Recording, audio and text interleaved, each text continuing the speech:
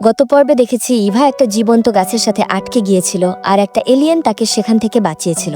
এরপর হঠাৎ করে সেখানে একটা বড় সাইজের প্রাণী চলে আসে আর তাদের দুজনকে ধরে গাছের সাথে উল্টো করে বেঁধে রেখেছিল।